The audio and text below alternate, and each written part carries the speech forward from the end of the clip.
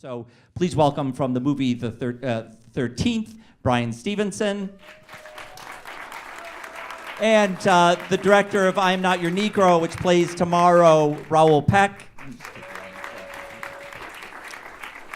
And the director of OJ Made in America, Ezra Edelman.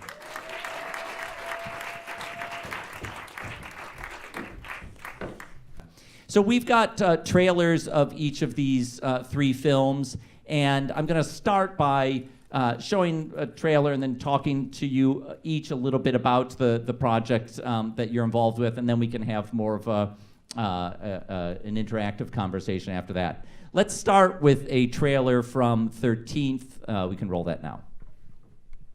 Supervision and all the slaves back in the 1850s. We are the products of the history that our ancestors chose. Products of that set of choices that we have to understand in order to escape from it. You should go looking somewhere high.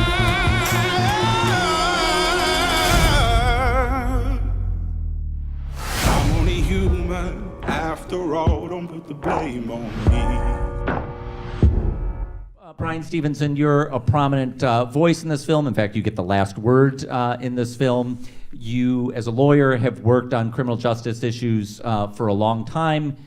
You wrote a book called Just Mercy, which I recently began reading, and I knew I was going to learn a lot from the book. I wasn't prepared for what a page-turner the book is, as you talk about your career in fighting for people on death row. What were your expectations when Ava DuVernay reached out to you to be interviewed for a film, and how were those expectations met by the film that you saw? Well, I was really thrilled. I mean, Ava's an incredibly talented filmmaker, as she showed in Selma, but I've been very frustrated because I think that we haven't done a very good job in this country in confronting the fact that we're not really free, that we are still burdened by our history, and we haven't taken the time to talk about the legacy of being a post-genocide society. I mean, I think that we are a post-genocide country. When white settlers came to this continent, millions of native people were slaughtered by the millions. And we haven't talked about that. What we did instead is create a narrative of racial difference. And that narrative was, for me, the great evil of American slavery. I don't think the great evil of American slavery was involuntary servitude or forced labor. I believe it was the ideology of white supremacy that we created to legitimate slavery.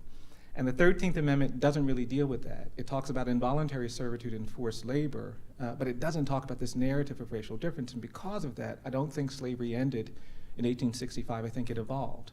And then we have 100 years of American history where this narrative of racial difference manifests itself in brutal ways: lynching and racial terror, segregation, and now mass incarceration. And so for me, it becomes important to engage in storytelling that challenges the real threat that we face. I think the North won the Civil War, but the South won the narrative war. We did not demand from the South a repudiation of white supremacy. We won an end to lynching in the 1940s and 50s, but the South won the narrative war about the legitimacy of lynching. We won the passage of the Voting Rights Act and the Civil Rights Act in 1965, but the South won the narrative war about the legitimacy of resisting racial equality. And today there is a presumption of dangerousness and guilt that gets assigned to black and brown people that is now manifest in this record level of incarceration and stop and frisk and police violence. And because we haven't talked about this narrative, and we haven't acknowledged that we've never really made progress, this week we see the election of someone who has comfortably used that narrative of racial difference to gain power. So I think we need to create more tools, more media that gets us to honestly confront what it means to have never really repented for slavery or genocide or terrorism or segregation or mass incarceration. And that's part of what I think Ava was trying to get at. And first you have to educate, and I think this film does some of that. But then you have to motivate. You have to actually feel some of that anguish.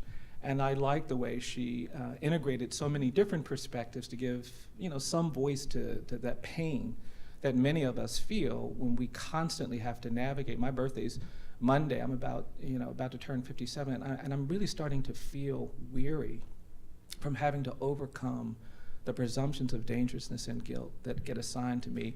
And I'm somebody with a law degree, I've argued cases, I'm a professor and all of that, and I still have to navigate the presumptions of dangerousness and guilt. And that burden, which isn't just a burden on black and brown people, but on all of us, is part of what I hope this film helps us start thinking about more critically.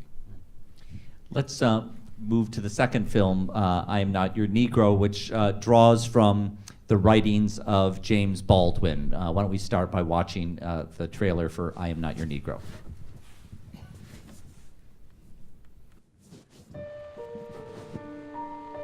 The future of the Negro in this country is precisely as bright or as dark as the future of the country. It is entirely up to the American people whether or not they're going to try to find out in their own hearts why it was necessary to have a nigger in the first place. Because I'm not a nigger, I'm a man. But if you think I'm a nigger, it means you need it. And you got to find out why. And the future of the country depends on that.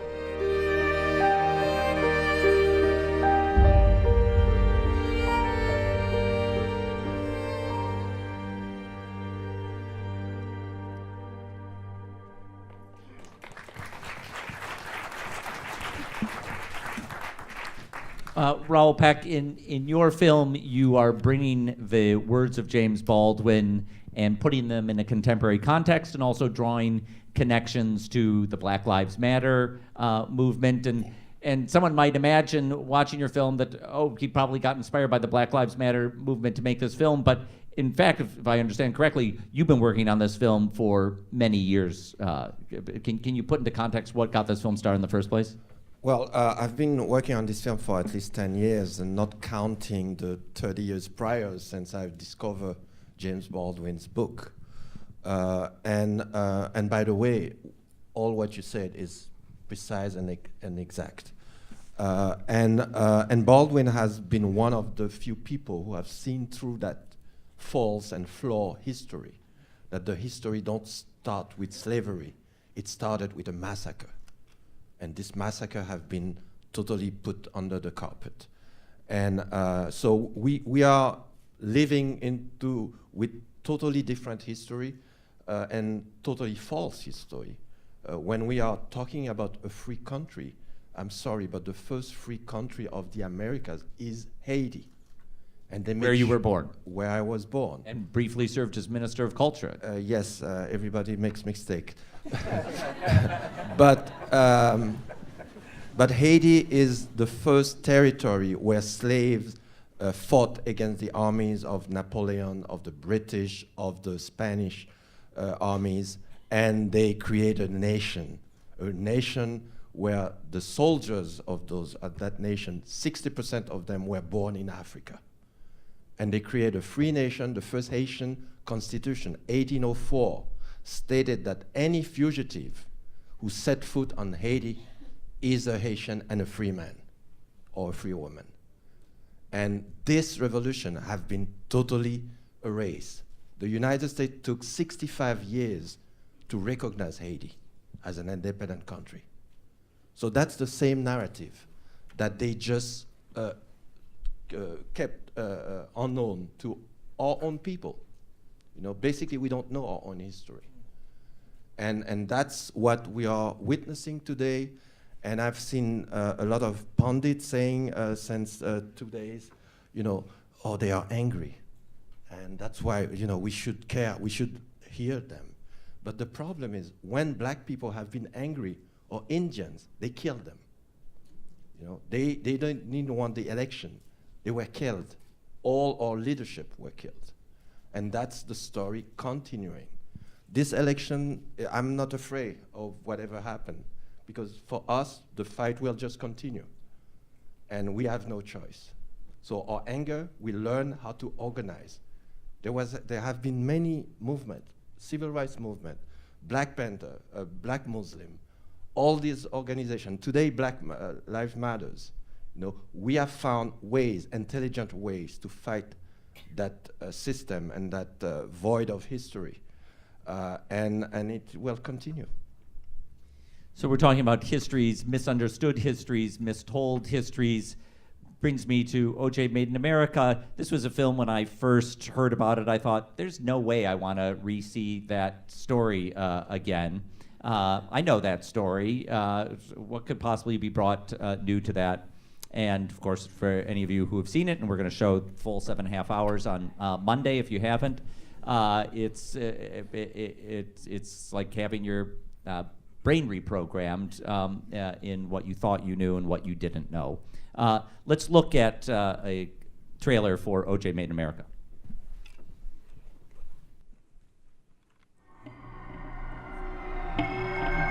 I told him, O.J., you're breaking the laws of God. One day, everybody's gonna know everything that you've done, man.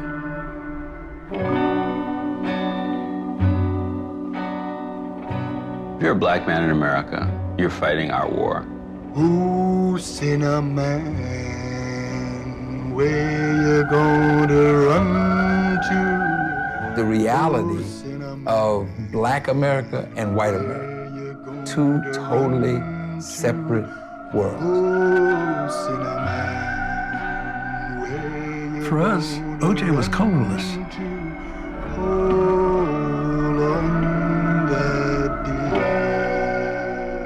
None of the people that we associated with looked at him as a black man. A civil rights leader in Los Angeles has said if you are going to be a Negro in a big city, then Los Angeles is the best place to be. How can somebody say I can kill this woman? Ooh, sinner man, where you gonna run to? Really? O.J. Simpson as a civil rights victim? It was disgusting. It was appalling. You ugly murderer! You ugly ass murderer! Oh, sinner man, where you gonna run to? Sinner man, where you gonna run to? It's easy to celebrate. It's easy to be friends when somebody's winning. So I ran to the devil. You know, you gotta have tragedy in your life to really write an interesting autobiography.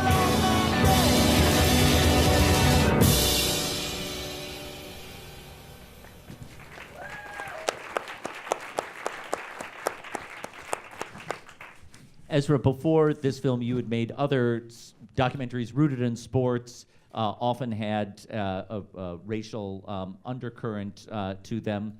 When you were presented with the possibility to make this this epic O.J. series, when I interviewed you for my podcast, Pure Nonfiction, you told me that the first thing that appealed to you was just the scope of it, not even necessarily the subject of O.J. Can you talk about your process of discovery in this project that enabled you to flip this story around that many of us thought we knew, but to show a different side of it? Sure. I think that you're right that my initial desire to get involved was the formal challenge of trying to tell a much longer story. But from a content standpoint, it was taking what seemed to be the thing that was put in front of us all the time, which is, here's a guy that was put on trial in 1994 for murder, and everyone's fixation on whether he did it or didn't do it, and the media sort of narrative that took hold, and the media fixation, fascination that took hold. And the way I am in terms of when something becomes saturated in our culture that way, I tend to tune out. And so for me, having already had an understanding of who O.J.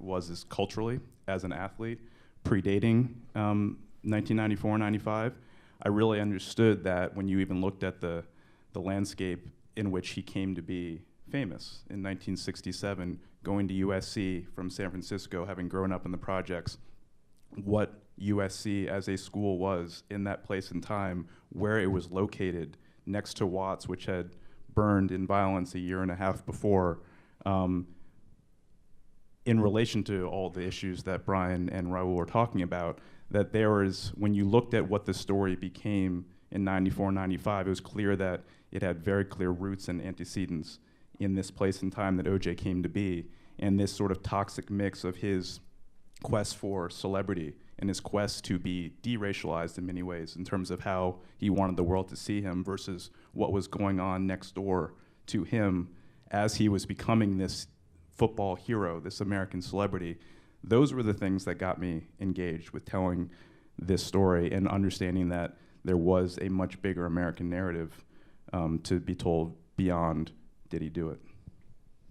I want to ask you all, I think there's a lot of reckoning that I've been hearing from filmmakers this week about our ability to talk to other audiences that as we see the stark contrast of our divided country, maybe we need new communication skills to reach across that divide.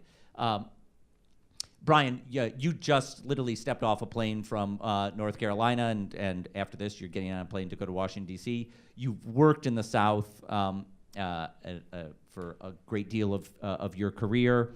What have you learned about trying to tell your story in communities that might not get it instantly? Well, I think we just have to be more courageous. I'm the great-grandson of enslaved people. I started my education in a colored school. When I was a little boy, black children could not go to the public school in my county. And then lawyers came in and made it possible for me to go to the public school. I graduated from high school. I went to college. I went to Harvard Law School. And when I was at Harvard Law School, I didn't want anybody to know that I started my education in a colored school. I thought it would disadvantage me. I thought people would see that as a deficit. I didn't talk to people about being the great-grandson of enslaved people. I just thought that was not going to help me cope in this environment, which I was sort of insecure about being in the first place. And what I've learned over the last decades is that for us to get free, for us to make progress, everybody I talk to now has to hear me talk about starting my education in a colored school. I want them to know I'm the great-grandson of enslaved people, and I want to resurrect this history that we have ignored or denied, or worse, distorted. And for me, that's the challenge. I live in a state, Alabama, where Jefferson Davis's birthday is a state holiday, where Confederate Memorial Day is a state holiday. In Alabama today, we do not have Martin Luther King Day. We have Martin Luther King / Robert E. Lee Day. Our two largest high schools are Robert E. Lee High and Jefferson Davis High. We have 59 markers and monuments to the Confederacy in downtown Montgomery. Until 3 years ago, not a word about slavery. And if that's your reality, then these outcomes, these election outcomes, and this rhetoric that we're now hearing more broadly is not a surprise. And so for me, it becomes necessary to challenge that. So we're building a museum called From Enslavement to Mass Incarceration. We've put up markers in downtown Montgomery that talk about the slave trade against great resistance. We're building a national memorial to victims of lynching. We have a project to put markers at every lynching site in America. I don't think you should be able to go anywhere in this country without knowing whether you're near a place where lynchings or the slave trade was active. I think the Trail of Tears ought to be sacred in America. I don't think there should be interstates and cars just casually driving past that place. And so for me, it really is gathering the forces. And I like Raoul's point about organizing, because that's the way you do it, to begin to boldly tell our stories, our history truthfully. Because I think we're all burdened by it. It's not just black people, but all of us. White people in the American South in the 19th century got comfortable seeing black children in chains, seeing black people raped and brutalized, seeing black people denigrated. You got comfortable with that. And when you live your life and are allowed to be comfortable with those kinds of things, something really bad happens to you. We got comfortable posing for pictures under the bodies of hanged, murdered people of color who had done nothing wrong. We got comfortable with that. We got comfortable watching black people go into inferior bathrooms and water fountains. We got comfortable. We've gotten comfortable with mass incarceration. So we've got to free the people who have been corrupted by this disease, which actually makes them think that that's human, that's normal, that's healthy. It's not. And so for me, it's about courage, finding our voice. That's what I love about these films, is that there's something courageous about them. They're not the kind of films that people encourage you to make. They're not the kinds of films that platforms are encouraged to show, but they're the kinds of films and narratives that I think are essential if this nation is going to get healthy, if we're going to become a free nation. And for me, it's all about that. I mean, I've been representing disfavored, condemned people. I've been spending a lot of time on death row with the worst of the worst, the hated, the most despised. And the upside to that is that you develop a lot of courage. You don't worry about what people say about you. You don't worry about what people think. You don't worry whether you're going to be popular or not. And I think, for me, that's key as we move forward in trying to liberate this locked history and make it accessible. Raoul, you said early in your first statement, I think I understood, well, first for...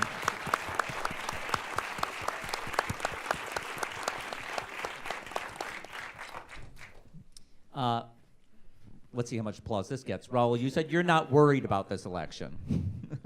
Can you elaborate on that? I'm not worried in the sense that I feel like maybe America will understand what's have been going on for centuries here. Maybe. Because I already see the spin doctors trying to arrange the narrative so that it can continue. I said for myself that I'm not worried. And I watch because what's you live going in on. France. Not, I pay taxes here, so. No, it's about seeing what's happening in the world.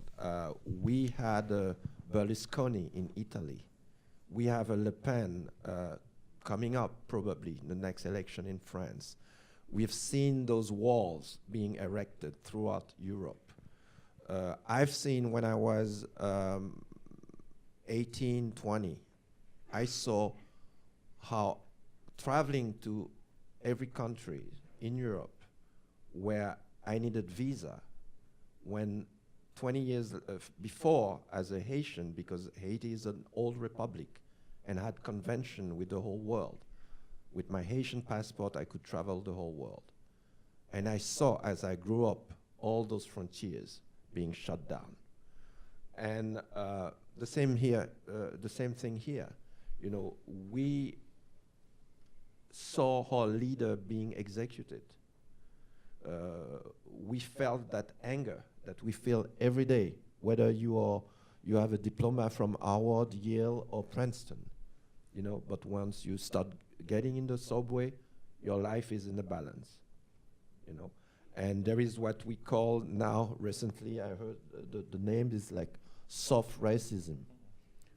You know, it's like, you know, you enter a room or with, you know, I'm sure that happened to all of you. You are in the dark street evening. There is an old white lady on the sidewalk. You make sure you change the side because you don't want to scare her. You know, or in an elevator. It happened to me not getting in an elevator with a woman alone, a white woman.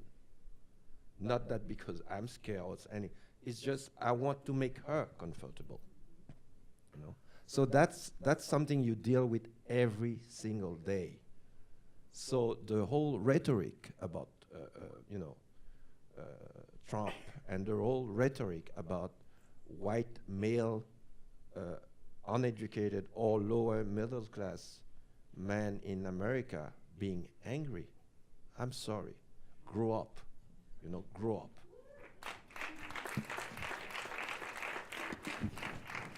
Ezra, going back to this question of being able to communicate across a divide, I feel like one of the advantages, if that's a word, of a film like OJ is that it's about sports, and everyone can access, or at least many different communities can access a story about sports that might not access something that's more overtly political. And I wonder if you've experienced that in showing the film now that the film has been out since June, the reactions to it. I don't know that it's a story about sports. I think that. But it's about sport. I mean, O.J. Simpson is a sports figure. Well, I mean, right? Look, the vehicle through which he became. You're on ESPN, right? Is that?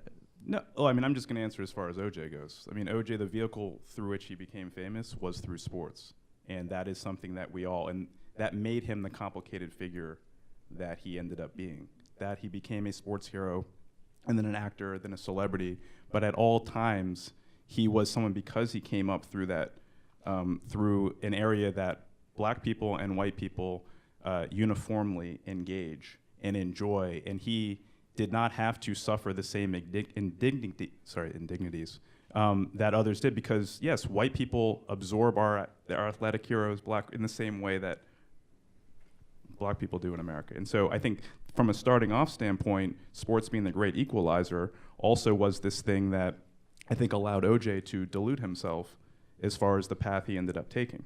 And where we got to with him as a cultural figure speaks to, how we treat our sports heroes, the sense of entitlement that set in, the sense of feeling that he was universally loved and appreciated by everyone equally. And so I think that fundamentally is the sort of the place where sports plays a profound role in this. But I think that the idea that he also came of age when he did at a time when there was a movement of black athletes preceding him that did understand the country they were living in and did try to use their platform to speak out and to evoke some sort of change. And that OJ, because of already his being susceptible to the light over here, the money, the fame, what could be on the other side, he was allowed to willingly be seduced into this other path. And the problem is, the damage that he caused is that he created he was a pioneer in creating a genre, a sort of a group of people who went off into that same place and said, it's okay not to be political. It's okay not to be outspoken. It's okay to sort of have, these false gods of money and fame and wealth ultimately. And that's the sort of cautionary tale. And I mean, look, the thing about this story is where we're sitting now with this election is that, for anybody who's seen the film, look at what happens to OJ at the end of this film, that you still have people coming up to him and wanting to touch him, wanting to shake his hand, wanting to get his autograph. Why? Because he's famous. Because he was on even when he was on trial for murder every single night, he was on TV. And I think that speaks to the sort of the celebrification of our culture that allows someone like Trump to walk through the door, because in the same way he has been in our consciousness for the last 35 years. Doesn't matter what he's been doing, just means that he's been on our TVs in front of us. And I think that does seduce a lot of people into thinking that he is a friendlier character than he actually is, a character, without knowing who the real person is. So I mean, OJ is there's a reason why, OJ is just, he's a cautionary tale. Can I just, because I'm really, one of the things I loved about the OJ film is, and the way Ezra dealt with it, is that it actually shows the way we sometimes delude ourselves when it comes to race and identity in this country, and how we pretend that if we give people of color a space here where they can be cheered and admired, that somehow means that even though we will not give them that space in the places of power and responsibility, that we're fair people. And I'm just reflecting on what Ezra just said, because again, I live in Alabama, and of course in Alabama, college football is like religion. And the one thing that the state of Alabama can legitimately be incredibly proud of is this very dominant, very successful football team.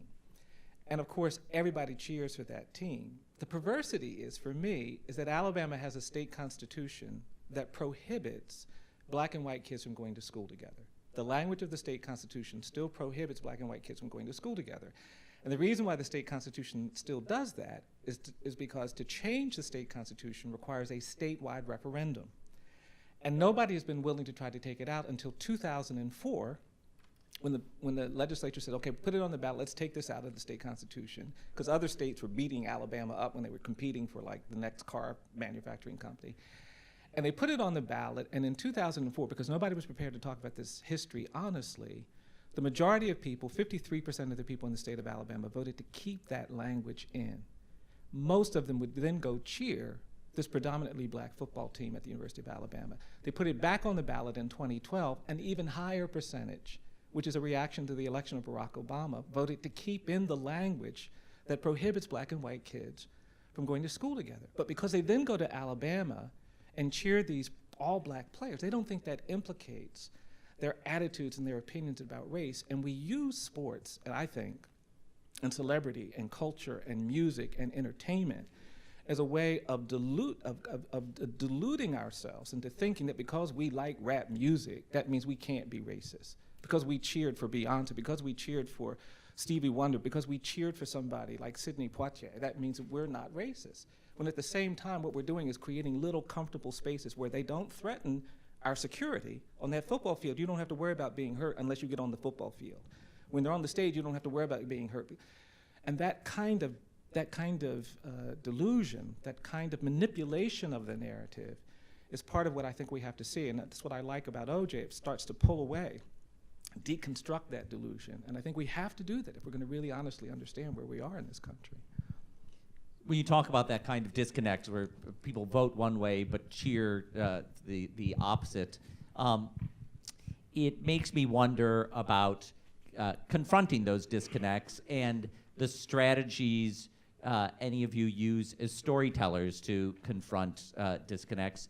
You know, we see different artists approach in different ways, and I feel very often in the context of American society, you'll quickly hear that, you know, this black artist, they're so angry, and so anger is one way to approach something. Trying to do something dispassionately is another way to approach it. And I wonder, in all of your work, the way you've thought about strategies of, you know, speaking to people that you want to reach. I mean, I can go. You can go. Well, the only strategy I could have is try to make sure that Baldwin's words can be upfront, because he said it all.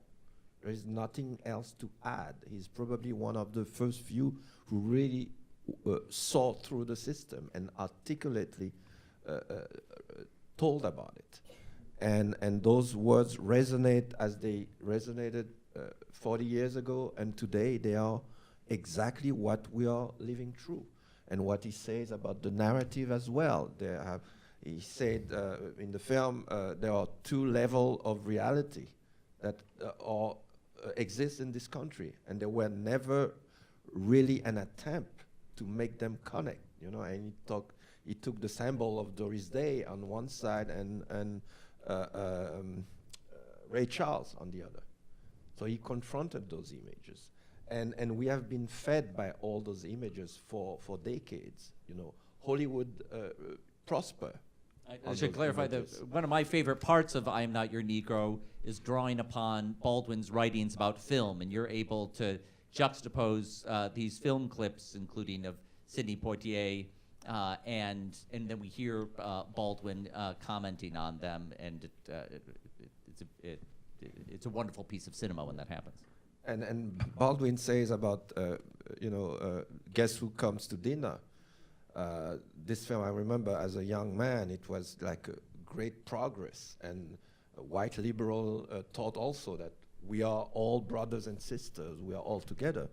And Baldwin said, well, black people didn't like the film because they felt that they were using Sydney against them. You know, that's how subtle this strategy is. You know, and in fact, yes, when you put Sydney, you know, he's a black, but he's a doctor. He studied in Switzerland, and he speaks well English, and et cetera, et cetera. He's well-mannered. So by putting this, it's fascinating because that's a film that we think of as a positive breakthrough, and Baldwin has a different take. Of course, and that's the perpetuity of those images that, you know, okay, we gave you that, and you should be happy, you have that, but in fact, it's just make the problem even deeper. So what I was going to say is that, you know, again, the stark divide that we find ourselves in this week in this country. I mean, again, the story that I was telling as one of the organizing principles is that we existed in this, you know, extreme divided state around this trial and this man 20 years ago, 22 years ago, 21 years ago, and that two groups of people overwhelmingly looked at the same thing and thought something the opposite. And in starting out to make the film, you know, in starting to talk to people, it became apparent that there was still this profound lack of understanding on the part of white people, not as a whole, but just anecdotally, about why so many African Americans were both invested in OJ's innocence, potentially believed in it, but even sort of more importantly, or sort of more confusingly, why people responded the way they did to the acquittal. And when you're someone who comes from a perspective where something is not only obvious, but just understood, it's a very sort of confusing, disorienting thing to look at something and go, how is it possible that you don't understand this? Look at all this history. I don't have to have the same experience, frankly, that Raoul has standing in an elevator with a woman and going, I don't have that personal experience, but I do know my history, and I do understand what African Americans in our country and in that city specifically over the last 50 years have endured at the hands of the police and the criminal justice system, and that there are that many people who continually, if not willfully, but ignorantly sort of believe in this narrative that is there was so much that we were fed that allowed us to not pay attention to what actually was happening.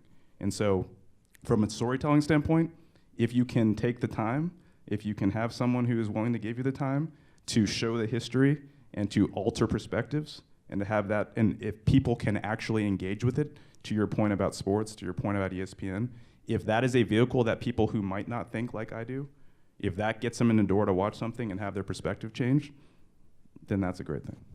And maybe one word to that also is it's what is painful. I mean, this year we have numbers of great films.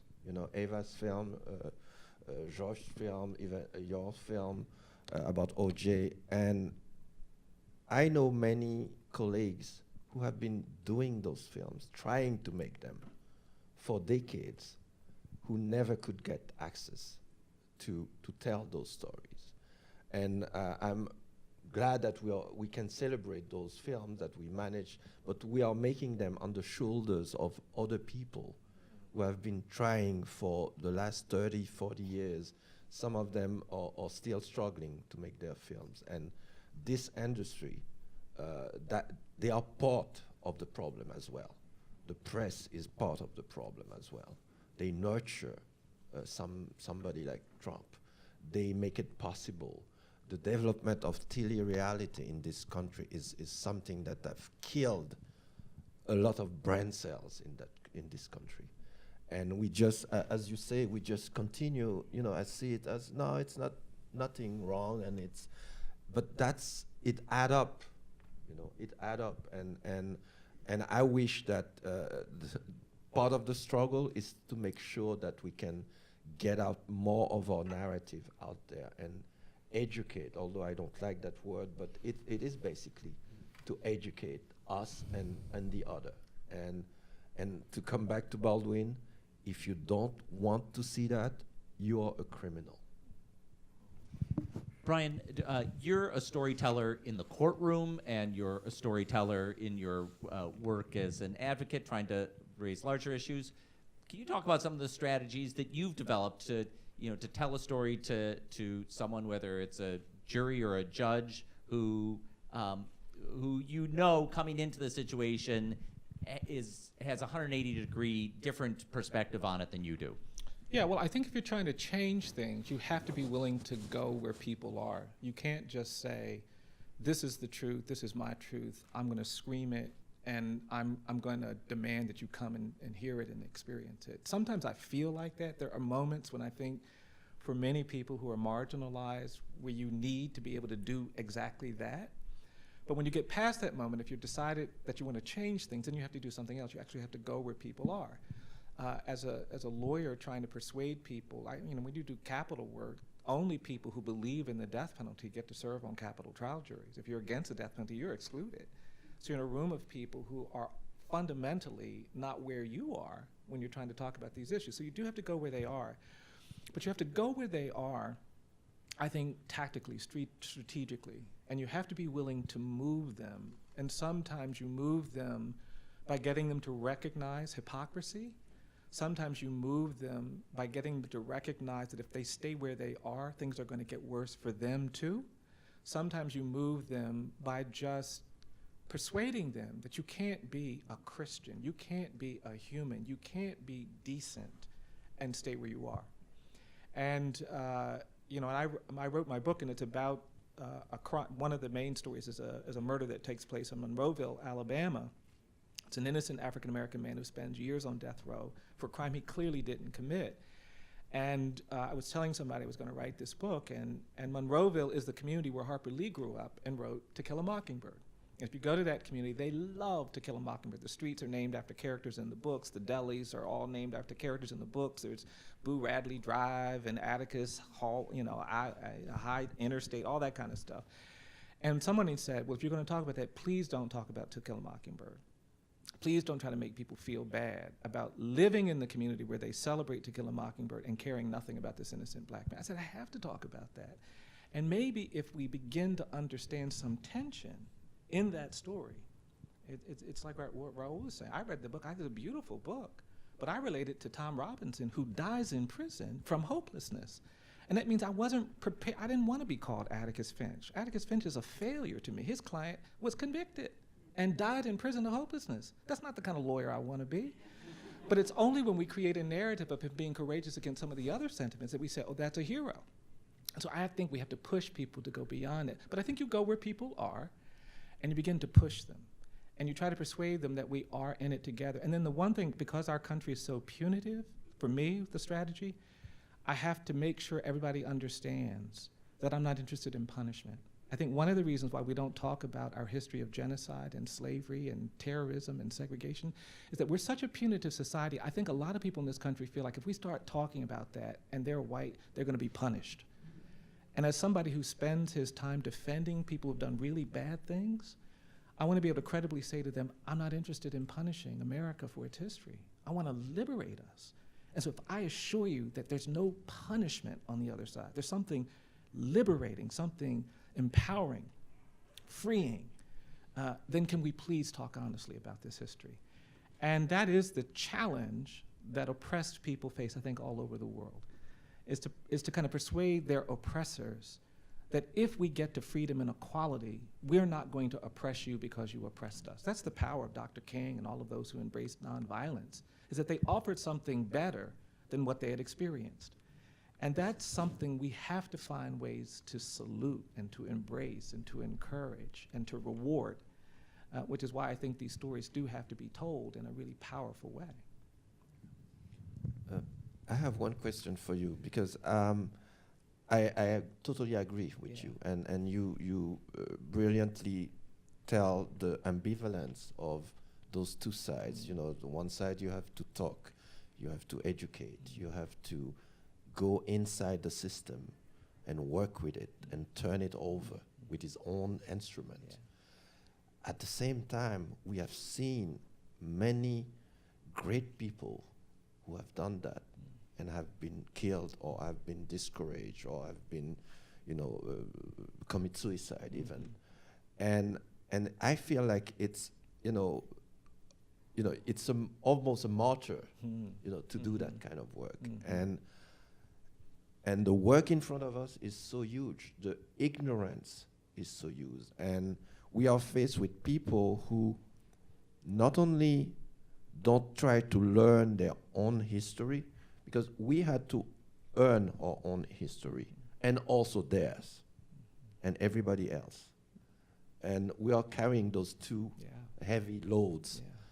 And on the other side, you have people that have become lazy in their situations. And when you are on that side of the barrier, you don't need to fight, because it's there. You don't need to fight for anything, because you have that privilege already. So at the level of what's happening here, when you see, how do you go into the press right now? You know, you see there is this obligation of having, when you have 6 people in front of the camera, you need to have at least 3 who gives the counter to whatever you're saying. But they don't care the way they give their response. You know, you have the job to deconstruct what they are saying, before you can, voice anything positive and constructive. This is hard, and they ask that of us every single day.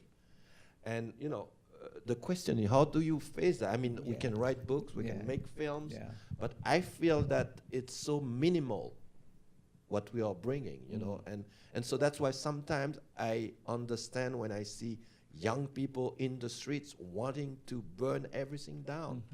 I don't push to that. I don't think it's the right way, but I see where it comes from. Yeah, and I think you've articulated exactly the heart of the struggle, and I can say, at least for me, it is necessary that I be able to stand in a space where I don't have to be tactical and strategic. I grew up in the church, and the rawness and the passion and the emotion of the kind of black gospel music that I listened to, that I participated in as a child, was a necessary kind of psychic reality for me. Because in that space, you didn't have to be strategic and tactical. You didn't have to pretend. You gave voice in this raw emotional way to your suffering and your anguish and the humiliation. And the power of black art historically has been to create these pockets. So when I listen to Miles Davis and I listen to the blues and I listen to so many of our great artists, they're not trying to do something to change the way other people think about them. They're trying to give voice to these realities that we have experienced. And I step into that space, and it is therapeutic for me to hear it and to feel it and to express it. And then I can go into some other spaces and have that moment. But I don't feel like I'm relieved of the obligation if I've got some skills now, if I've got some strength now, if I've got a song to sing now, of not using those skills and that strength to create an environment where more people can get to a place of liberation, closer to a place of liberation. And you're right, the consequences of that are frequently overwhelming. But I guess I think I'd rather fight to be free than live with something that's not really freedom, And I think that's the one amazing thing about, people talk about Baldwin. I think Baldwin was a hopeful writer. People talk about his harsh reality and his criticism, but there was a hopefulness because that man was a humanist. He was, and he had and that's the thing for me. That's the remarkable part of the story, is that we can be hopeful in the face of so much ugliness, and I think that's because we have to be. I really do believe that hopelessness is the enemy of justice, and when you allow yourself to be hopeless, you become part of the problem. Injustice prevails where hopelessness persists. And so the hope is that we can take these skills and go into that complicated world and do enough, do a little bit to begin to move things. And things do move.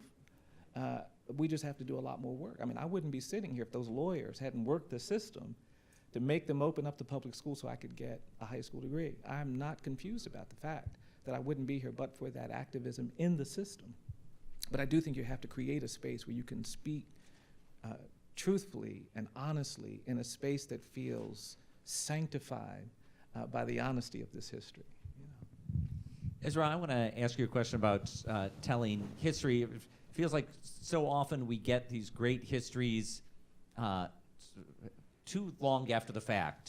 Several years ago at Doc NYC, we showed Ken Burns's and Central Park 5 that he made with Sarah Burns and another colleague. And it was the first time that Central Park 5 had all been together since they had been in court. And that case always struck me because, it's one thing when you see, and I say this as a Northerner, when you see an injustice taking place in the South, you think, well, of course that happens there. Like, they don't have a good press that's going to monitor that. Central Park 5 took place in New York City, and everyone missed that story. And then it's only, years later that we can get a good accounting of that story. In the last couple days, as people have been, wringing their hands over Donald Trump and our inability to see him for his history, I've heard people say, like, if only there had been an O.J. Made in America about Donald Trump, so the 6-hour version of his story that would connect the dots, because I feel like one of what's become clear to me in the last couple of days is a flaw in our journalism, where we're looking at like what happened yesterday, who said something yesterday, and we're not connecting the dots well enough. But I wonder, Ezra, in your experience making a film about something that, with 20 years hindsight, is it just inevitable that you need to wait that long to tell those kinds of stories? I would like to see Raoul make that film. I think you do. I actually think based on, how our culture has gone, it used to be, I think we would look at 40 years as the proper amount of time for, to go by before we could really take stock in terms of where we were. And now I think because of maybe the landscape we live in, and there's so much, with our short attention spans, maybe it's just become 20. And I do think that, sure, the story of Trump will, benefit from 2 decades of living through whatever happens, and to sort of really take stock and come to grips with how he was able to rise to the place he has gotten to. But yeah, I do think that is the benefit and the necessity of historical storytelling. And it's a shame that we actually don't have the 20 years to go by to explain this story. It is that necessary to understand now. And I think everything that Bryan and Raoul is saying, I think, on the one hand, it's making sure that, I think I read something literally that I think David Remnick wrote 2:40 in the morning on the night of the election, of saying, in a couple days, the media is going to sort of start to try to make you feel comfortable about where we're at, about what's happening, so we can just sort of feel okay and try to move forward. And I do think it's everyone's job to not get comfortable and to sort of be very cognizant and from my standpoint, as someone who didn't have the experience that Bryan had growing up, who does relatively come from privilege, it is my job to be vigilant, to check myself on a daily basis, because I am susceptible to sort of existing in my small space. And even from the standpoint of thinking that, well, okay, I do my part by telling stories that I feel like speak to some truth, but we could all do more every day. So I have no idea if I answered your question. There is a bigger picture that we didn't talk about, but which is also part of the problem, is that we talk about the media, but where does that come from? We forget that we had a president named Ronald Reagan, who came to power and start breaking up all the major institutions which were against this system, basically, any progressive institution. And we had the financial crisis, the petroleum crisis, and I remember very vividly when every company start laying off people, start cutting costs at the cost of people, at the cost of service. I remember, there was a time in this country where you had a problem with your, washing machine. You would call. They wouldn't even hesitate. We are coming, we're going to change your machine.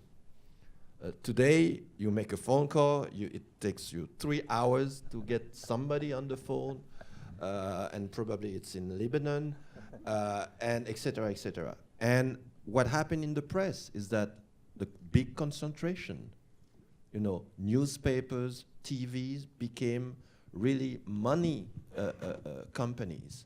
People were afraid to be laid off. Journalists were afraid to lose their jobs.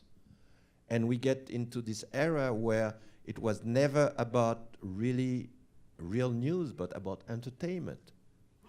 I saw this evening news becoming more and more fun, more and more about daily crimes, about this, and we forget all this history, but that shapes our mind.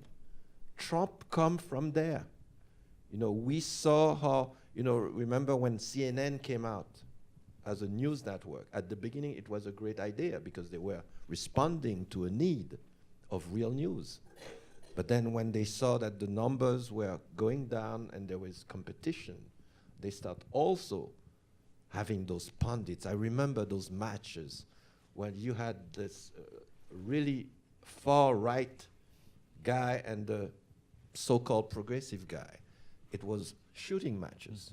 You know, and that become the rules. That become what you see everywhere on TV. That's when Fox News also started. And we forget that history.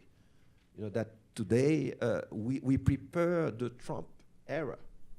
You know, so it's everything is connected. It's not just happen. It's not a matter of your mood or we let it happen. It's a whole system which is in place.